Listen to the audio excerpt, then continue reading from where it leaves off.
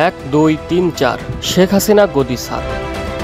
আজ যেন এই স্লোগানে দেশ ছাড়তে হলো হাসিনাকে। রাষ্ট্রপতির কাছে পদত্যাগপত্র জমা দিয়ে অত্যন্ত সতর্কতার সাথে দেশ ছেড়ে পালিয়ে পার্শ্ববর্তী দেশ ভারতে আশ্রয় নিয়েছে।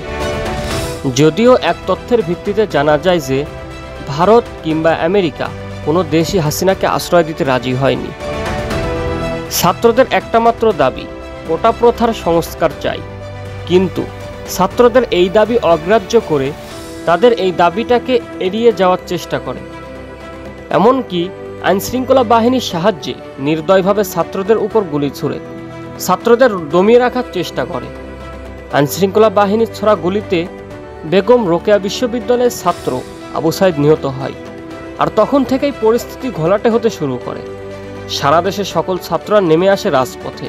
9 দফা দাবিকে সামনে রেখে সারা দেশের সকল শিক্ষার্থীরা রাজপথে আন্দোলন করতে শুরু করে।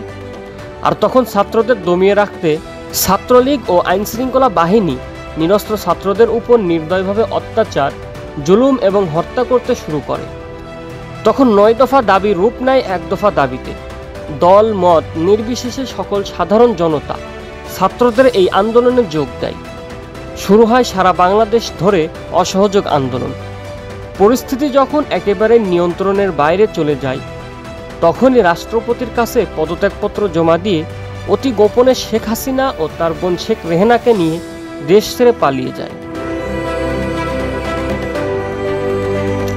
গোপন এক তথ্যের ভিত্তিতে জানা যায় যে ইতোমধ্যে উত্তরবঙ্গের দুর্গম বর্ডার দিয়ে 4000-এরও বেশি ভারতীয় সেনা বাংলাদেশে প্রবেশ করেছে। এই সেনাগুলো ছড়িয়ে ছিটিয়ে সাধারণ জনগণকে হত্যা করছে। যদিও বাংলাদেশ সেনাবাহিনী বেশ কয়েকজন ভারতীয় সেনাদেরকে গ্রেফতার করেছে। এই পরিস্থিতি মোকাবেলা করার জন্য বৈষম্য বিরোধী ছাত্র আন্দোলনের সমন্বয়করা সকল ছাত্র এবং সর্বজনসাধারণদেরকে সতর্কতা অবলম্বন করতে অনুরোধ করেছে।